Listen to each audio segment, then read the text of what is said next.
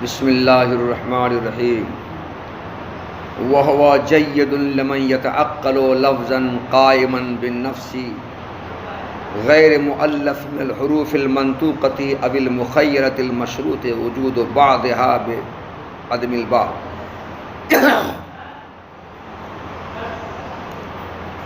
ولا من الاشکال المرتبة الدالة علیہ ونحن لا نتعقل من قیام الکلام من نفس الحافظ الا کون صور الحروف مخزونة مرتسمة في خیالہ بحیث اذا التفت الیہا کانت کلاما مؤلفا من الفاظ متخیلة او نقوش مترتبة واذا تلفظ کانت کلاما مسموعا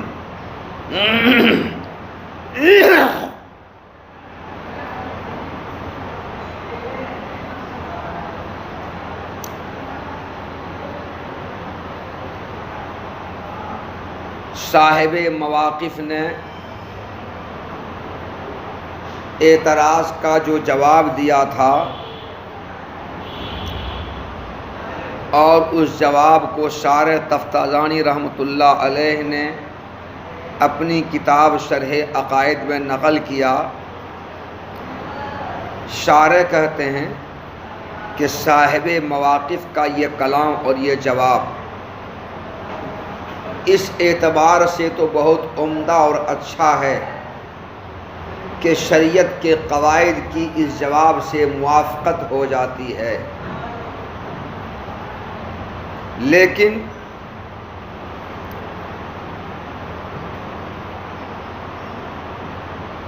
انہوں نے جواب میں جو کہا تھا کہ جس طرح حافظ قرآن کے ذہن کے ساتھ کلام لفظی نظم مؤلف بغیر اجزاء کی ترتیب کے اور بغیر تقدم و تاخر کے قائم ہے، اسی طرح کلام لفظی نظم مؤلف اللہ تعالیٰ کی ذات کے ساتھ قائم ہے، وہاں اجزاء کا تقدم و تاخر نہیں ہے اور اجزاء کی ترتیب نہیں ہے۔ جیسے حافظ قرآن کے ذہن کے ساتھ قائم ہے، اسی طرح اللہ تعالیٰ کی ذات کے ساتھ قائم ہے یہ کلام اللہ المؤلف۔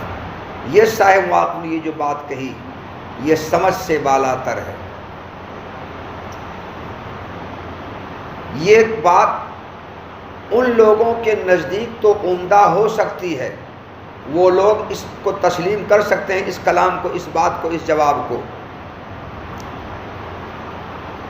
جو اللہ تعالیٰ کی ذات کے ساتھ ایسے لفظ کا تصور کر سکتا ہو جو اللہ تعالیٰ کی ذات کے ساتھ قائم ہے مگر تلفظ کیے جانے والے حروف سے مرکب نہیں ہے، یا متخیل الفاظ سے مرکب نہیں ہے، یا مرتب اشکال و نقوش سے مرکب نہیں ہے، ان کے لیے یہ جواب اور یہ کلام عمدہ ہو سکتا ہے۔ مگر ہم شارح کہتے ہیں ہم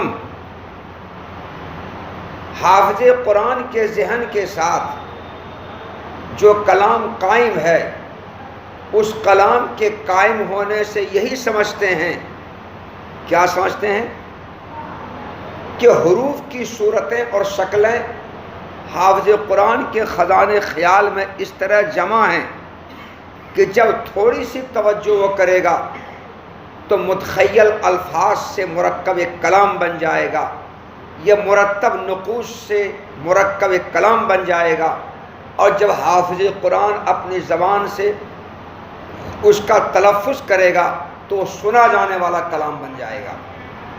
کیا اللہ تعالیٰ کی ذات کے ساتھ جو کلام قائم ہے، کیا اللہ تعالیٰ اس کلام، اللہ تعالیٰ کی ذات کے ساتھ جو کلام قائم ہے، کیا وہاں حروف کی صورتیں اللہ تعالیٰ کے خزانہ خیال میں، حافظ قرآن کے خزانہ خیال میں جمع ہونے کی طرح جمع ہے کہ جس طرح حافظ قرآن جب اس کلام کی طرف توجہ کرتا ہے تو متخیل الفاظ اور مرتب نقوش سے ایک مرکب کلام بن جاتا ہے، اسی طرح سے اللہ تعالیٰ جب اس کلام کی طرف توجہ کریں گے تو فوراً متخیل الفاظ اور مرتب نقوش سے مرکب کلام بن جائے۔ کیا ایسا ہے؟ نہیں ہے۔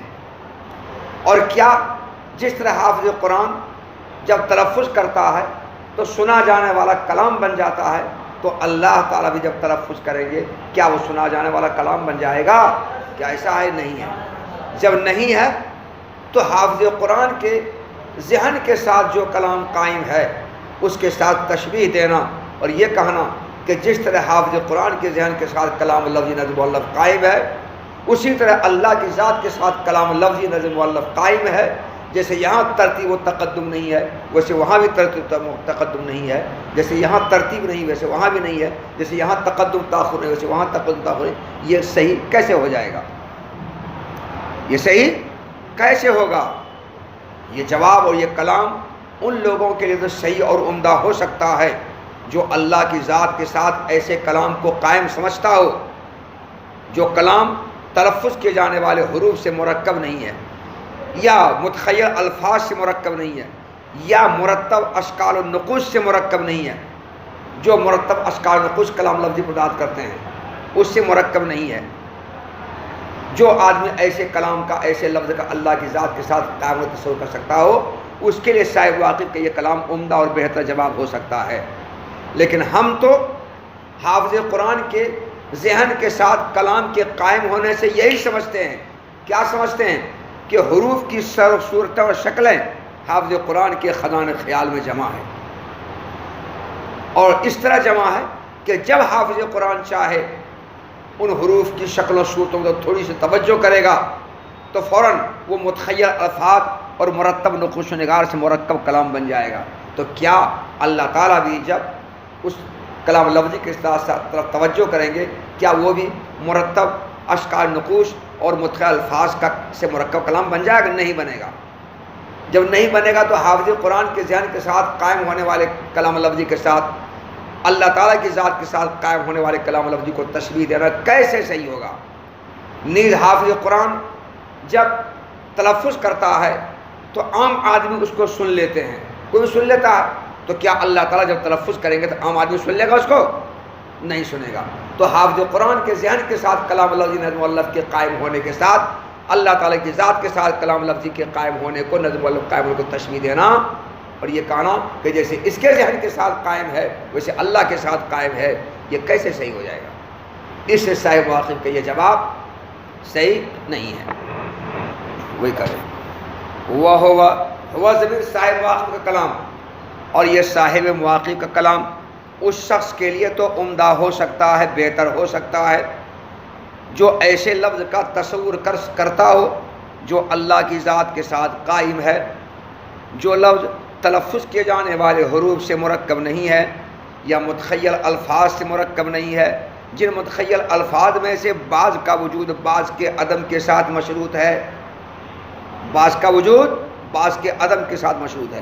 نہیں ایک لفظ کا تلفظ کرنے کے بعد جب معدوم ہوگا تب دوسرے لفظ کا تلفظ کرے گا، اور نہ کلام لفظی اور نہ کلام نفسی پرداد کرنے والے مرتب الفاظ مرتب اشکال نقوش سے مرکب ہے، ولا اشکال مرتبۃ الدالۃ علیہ، اور نہ کلام نفسی پر دلالت کرنے کلام لفظی پر دلالت کرنے والے مرتب اشکال نقوش سے مرکب ہے۔ پھر طرح دیکھو جی، اور یہ صاحب مواقف کا کلام اس شخص کے لیے تو عمدہ اور بہتر ہو سکتا ہے جو اللہ کی ذات کے ساتھ قائم ہونے والے ایسے لفظ کا تصور کر سکتا ہو جو لفظ تلفظ کیے جانے والے حروف سے مرکب نہیں ہے یا متخیل الفاظ سے مرکب نہیں ہے، جن میں سے بعض کا وجود بعض کے عدم کے ساتھ مشروط ہو، اور نہ کلام لفظی پر داد کرنے والے مرتب اشکال نقوش سے مرکب ہے۔ وَنَحْنُ لَا نَتَعَقَّلُ مِنْ قِيَامِ الْكَلَامِ بِنَفْسِ الْحَافِظِ، اور ہم حافظ قرآن کے ذہن کے ساتھ کلام کے قائم ہونے سے نہیں سمجھتے ہیں، مگر حروف کی صورتوں کا ان کے خزانۂ خیال میں اس طرح جمع اور مرتسم ہونا کہ جب حافظ قرآن حروف کی ان صورتوں کی توجہ کرے گا تو متخیل الفاظ اور یا مرتب نقوش سے مرکب کلام بن جائے گا، اور جب حافظ قرآن تلفظ کرے گا تو سنا جانے والا کلام بن جائے گا۔ وَنَحْنُ لَا نَعْقِلُ، اور ہم حافظ قرآن کے ذہن کے ساتھ حافظ قرآن کی ذات کے ساتھ کلام کے قائم ہونے سے نہیں سمجھتے ہیں مگر حروف کی صورتوں کا ان کے خزانہ خیال میں اس طرح جمع ہونا یا مرتسم ہونا کہ جب حافظ قرآن ان حروف کی صورتوں کی طرف تھوڑی سی توجہ کرے گا تو وہ حروف کی صورتیں متخیل الفاظ یا مرتب نقوش سے مرکب کلام بن جائے گا، اور جب حافظ قرآن ان حروف کی صورتوں کا تلفظ کرے گا اپنے منہ سے تو سنا جانے والا کلام بن جائے گا۔ ہم تو یہی سمجھتے ہیں، ہم تو حافظ قرآن کے ذہن کے ساتھ کلام قائم ہونے سے یہی سمجھتے ہیں، تو کیا اللہ تعالیٰ کی ذات کے ساتھ یہ کلام لفظ رضو اللہ قائم ہے؟ تو کیا اللہ تعالیٰ کے خزانہ خیال میں حروف کی صورتیں جمع ہیں؟ اور اس طرح جمع ہے کہ جب اللہ تعالیٰ ان حروف کی صورتوں میں توجہ کرے تو متخیل الفاظ یا مرتب نقوش و نگار سے مرکب کلام بن جائے، کیا ایسا ہے؟ اور جب اللہ تعالیٰ اس کا تلفظ کرے تو عام لوگ اس کو سننے لگا، سننے والا کلام مجھے، کیا ایسا ہے؟ نہیں ہے۔ جب نہیں ہے تو اللہ تعالیٰ کی ذات کے ساتھ جو کلام قائم ہے، کلام لفظی مطلب، اس کو حافظ قرآن کی ذات کے ساتھ قائم ہونے والے کلام لفظی کے ساتھ تشبیہ دینا کیسے صحیح ہوگا؟ اس لیے جواب صاحب واقف کا ناقابل چل ہے، چلنے والا نہیں ہے۔ چلو آگے، والتکوین وهو المعنى الذي يعبر عنه بالفعل والخلق والتخلیق والایجاد والاحداث والاختراع ونحو ذلك ويفسر باخراج المعدوم من العدم الى الوجود صفة لله تعالى لإطباق العقل والنقل على أنه خالق للعالم مکبر له وامتناع اطلاق الاسم المشتق على الشيء من غير ان يكون ماخذ الاشتقاق وصفا له قائما به۔ ادھر دیکھو، مادر رحمۃ اللہ علیہ نے اللہ تعالی کی 8 صفات حقیقیہ کو ایک ساتھ شمار کرایا ایک جگہ، اس کے بعد اس نے کہا تھا شمار کرانے کے بعد 8 کو کہ آخری 3 صفات کلام، تکوین اور ارادہ میں اختلاف اشاعرہ اہل سنت والجماعت کا معتزلہ فلاسفہ کے ساتھ زیادہ ہے، اس لیے ان تینوں کے بارے میں ذرا شارح قدر تفصیل سے کلام کر رہے ہیں، اور ان تینوں کی تعریف کو مقرر اور ان تینوں کا اللہ کی صفت ہونے کو مقرر بیان کیا اور قدر تفصیل سے بیان کیا۔ یہ بات کہی تھی، آخری 3 صفات میں کلام ہے، تکوین ہے اور ارادہ ہے۔ چنانچہ کلام کے بارے میں انہوں نے قدر تفصیل سے گفتگو کی کہ نہیں کی؟ کیا نہیں کیا؟ اب کلام کے بارے میں تفصیل سے گفتگو ختم ہو گئی، اب تکوین کا نمبر آیا۔ تکوین کے بارے میں بھی اختلاف ہے اشاعرہ اہل سنت والجماعت کا معتزلہ کے ساتھ، خود اشاعرہ اور ماتریدیہ کے درمیان بھی تکوین کے بارے میں اختلاف ہے اور ارادہ کے بارے میں بھی اختلاف ہے۔ اس سے تکوین اور ارادہ کی تعریف مقرر کر رہے ہیں اور تکوین اور ارادہ کے بارے کلام ذرا تفصیل سے کر رہے ہیں۔ تو اب کلام کے بارے میں تفصیل، کلام کے بارے میں تفصیل کے ساتھ کلام کر کے جب فارغ ہو گئے، اب تکوین کے بارے میں تفصیل سے کلام کر رہے ہیں، تکوین کے بارے میں تفصیل سے کلام کر رہے ہیں۔ حالانکہ تکوین کا تعریف اس سے پہلے ہو چکی ہے، ذکر ہو چکا ہے، مگر پھر مقرر اس کو ذکر کر رہے ہیں کیونکہ اس میں اختلاف زیادہ ہے۔ اس سے پہلے جو 7 صفات گنائے تھے، علم، قدرت، سمع، بصر، ارادہ، مشیت،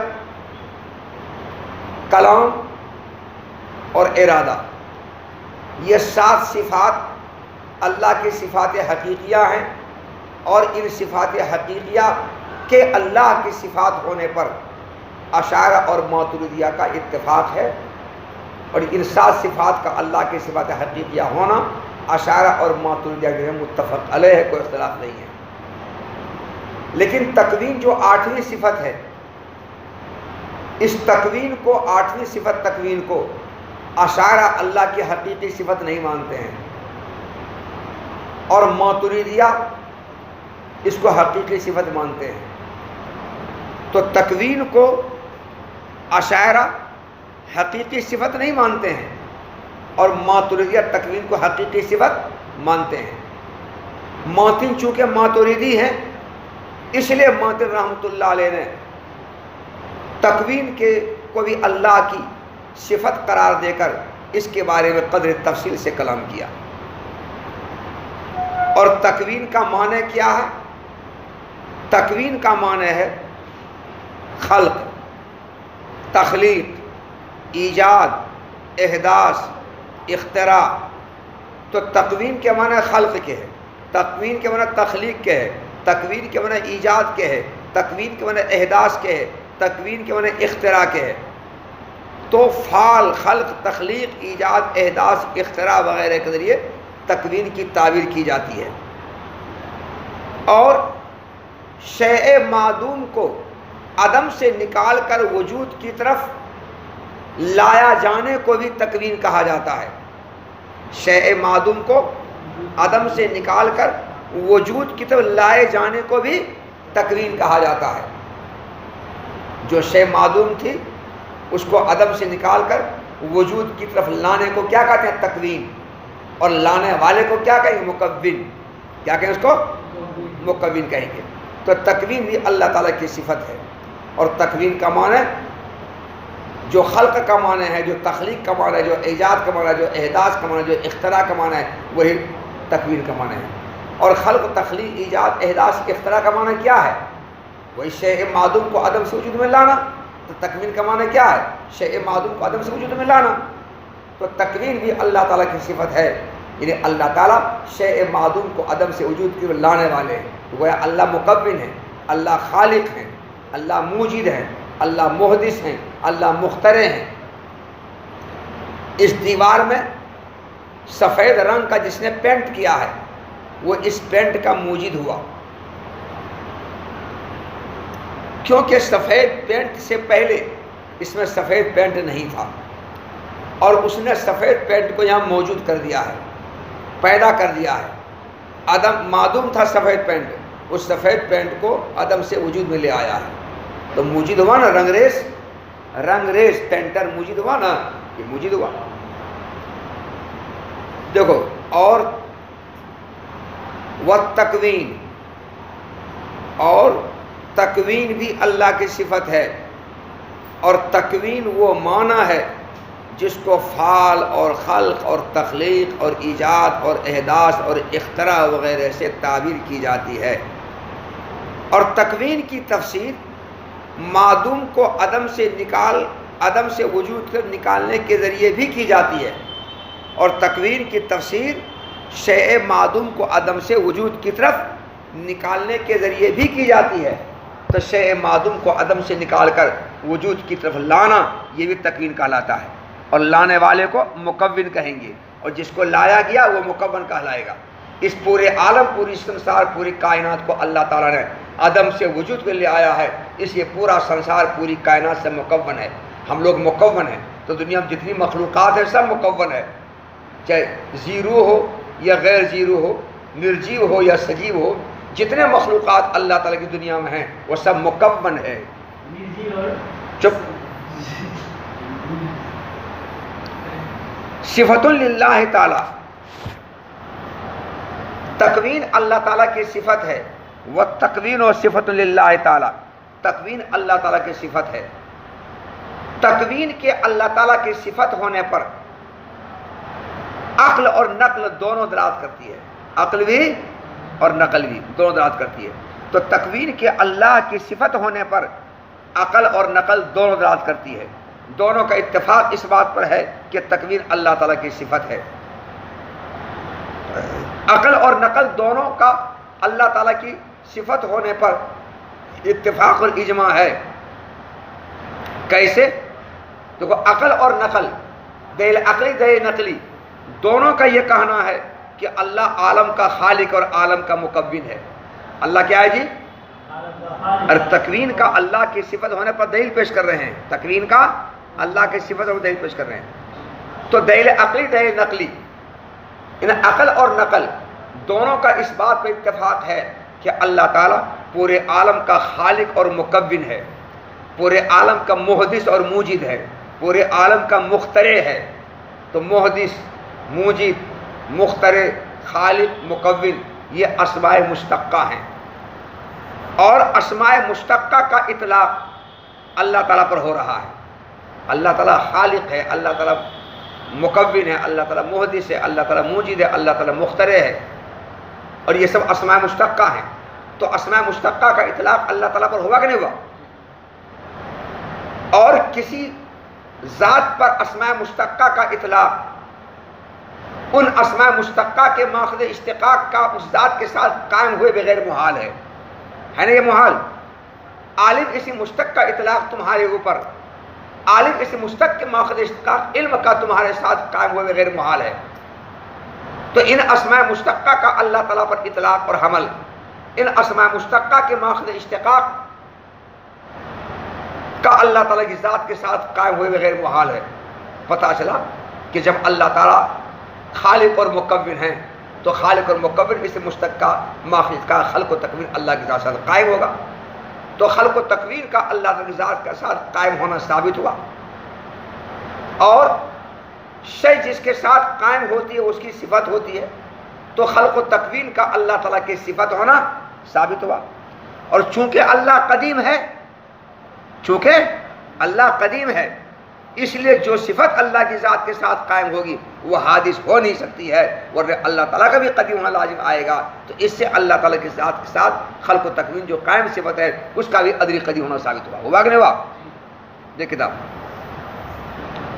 وہ تکوین و صفت للہ تعالیٰ، اور تکوین اللہ تعالیٰ کی صفت ہے، وہ تکوین مبتدا صفت اللہ تعالیٰ خبر، کیونکہ عقل اور نقل دونوں کا اس بات پر اتفاق ہے کہ اللہ تعالیٰ عالم کا خالق اور مکون ہے، اللہ تعالیٰ عالم کا خالق اور عالم کا مکون ہے، اور اس مشتق کا اطلاق کسی شے پر ماخذ اشتقاق اس کا وصف ہوئے بغیر اس کے ساتھ قائم ہوئے بغیر محال ہے۔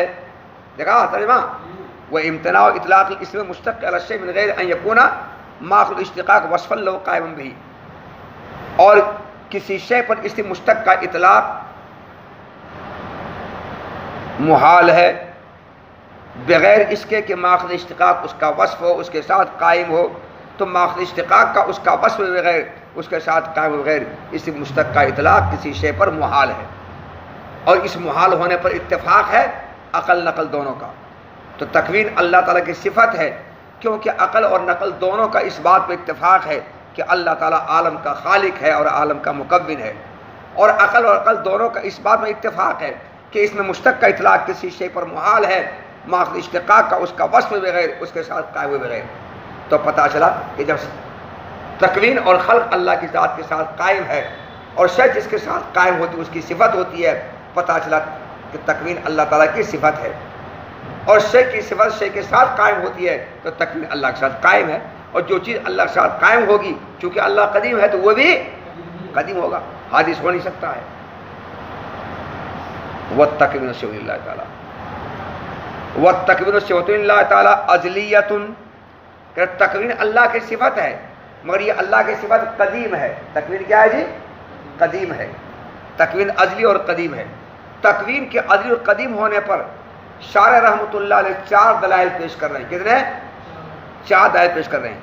پہلی دلیل یہ ہے کہ چونکہ تکوین اللہ کی ذات کے ساتھ قائم ہے اور اللہ قدیم ہے، اس لیے اللہ کی ذات کے ساتھ جو قائم ہوگا وہ بھی قدیم ہوگا، کیونکہ اللہ کے قدیم ہونے کے باوجود اس کے ذات کے ساتھ قائم ہونے والی چیز اگر حادث ہو جائے تو اللہ تعالیٰ کا محل حوادث میں لازم آئے گا، اور جو محل حوادث ہوتا ہے وہ خود حادث ہوتا ہے، اس طرح سے اللہ تعالیٰ کا حادث میں لازم آئے گا، اور اللہ کا حادث ہونا محال ہے۔ اللہ تو قدیم ہے، یہ محال کیوں لازم آیا؟ تکوین کو حادث ماننے سے، اور جس سے کوئی محال لازم آئے وہی محال، اس سے تکوین کا حادث ہونا محال اور تکوین کا قدیم ہونا متعین ہو گیا۔ تکوین کا حادث ہونا محال تو تکوین کا ازلی قدیم ہونا متعین ہو گیا، تو تکوین کے ازلی اور قدیم ہونے پر یہ پہلی دلیل ہے۔ پھر ازلیۃ، اور تکوین ازلی صفت ہے، اس کا ازلی صفت ہونا چند دلائل سے ثابت ہے بوجوہ۔ پہلی دلیل یہ ہے کہ اللہ تعالیٰ کی ذات کے ساتھ حوادث کا قیام محال ہے، اور اس دلیل کی وجہ سے محال ہے جو دلیل اس سے پہلے گزر چکی ہے، جو دلیل اس سے پہلے گزر چکی ہے اس دلیل سے تکوین حوادث کا اللہ کے ساتھ قائم ہونا محال ہے، اس لیے تکوین حادث نہیں ہوگی بلکہ قدیم ہوگی، ازلی ہوگی۔